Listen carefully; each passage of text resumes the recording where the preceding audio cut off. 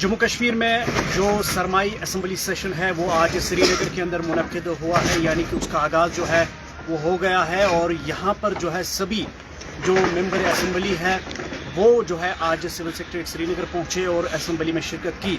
मैं आपको नाजरीन ये भी बता दूँ कि ये सरमाई इजलास आज से शुरू होगा और करीबन एक हफ्ते तक जो है ये सरमाई इजलास चलेगा, जिसमें मुख्तलिफ मेंबर असम्बली जो है मुख्तलिफ रेजोल्यूशंस जिन्होंने लाई हैं उस हवाले से हुकूमत जो है वो बातचीत करेगी। मैं आपको ये भी बता दूं नाजरीन कि जो मेंबर असम्बलीज़ हैं, जो काफ़ी सारे MLAs हैं, उन्होंने मुख्तलिफ रेजोल्यूशंस जो है ऑन टेबल रखी थी।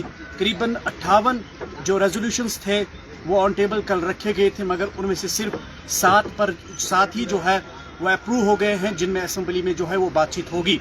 मैं आपको ये भी बता दूं कि फार्मर्स, जम्मू कश्मीर के जो फार्मर्स हैं खुसूसन कश्मीर वादी के, उनके हवाले से KCC जो रेजोल्यूशन है वो MLA सोनावारी एडवोकेट हिलाल अकबर लोन ने लाया था। वही मीर मोहम्मद फयाज जो कि PDP के जो MLA हैं, कुपवाड़ा से उनका ताल्लुक़ है, तो उन्होंने बिजली फीस के हवाले से जो है करारदाद यानी कि रेजोल्यूशन जो है वो लाया था, मगर उन सभी करारदाद को मंजूर जो है वो नहीं किया गया है। और इस हवाले से कहा गया है कि सिर्फ 7 रेजोल्यूशन जो है वो असम्बली के अंदर जो है जिन पर चर्चा जो है वो होगी।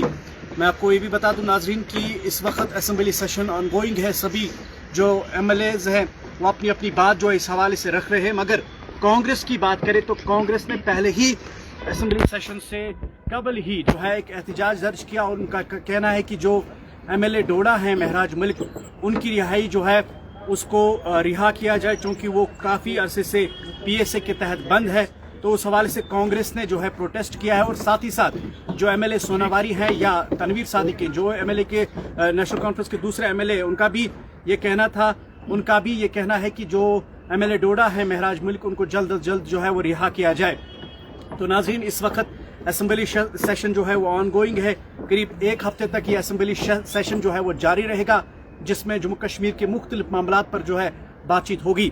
वही leader of opposition Sunil Sharma जो BJP के लीडर भी हैं और MLA और लीडर ऑफ अपोजिशन भी है, तो उनका ये कहना है कि यहाँ पर लोगों की जो मुश्किलात हैं उस हवाले से ज़्यादातर बातचीत होनी चाहिए, ज़्यादा तरजीह उन्हीं मामलात को दी जानी चाहिए।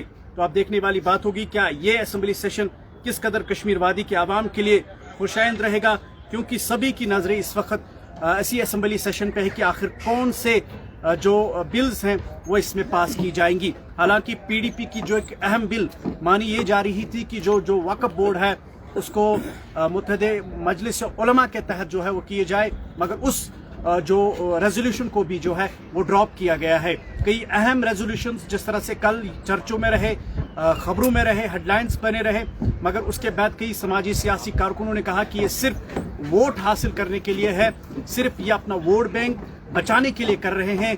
ऑन ग्राउंड ऐसी कोई रियलिटी नहीं होने वाली है। मगर देर गए ये सामने आया कि 58 में से सिर्फ और सिर्फ 7 रेजोल्यूशन जो है वो अप्रूव हो गए हैं, बाकी सारी जो रेजोल्यूशंस है वो ड्रॉप हो गए हैं। इस हवाले से दीगर खबरों के हवाले से क्या कुछ अपडेट होगा जरूर मैं आप तक पहुंचाने की कोशिश करूंगा। फिलहाल आप बने रहे हमारे साथ और मुझे दीजिए श्रीनगर से इजाजत। खुदा।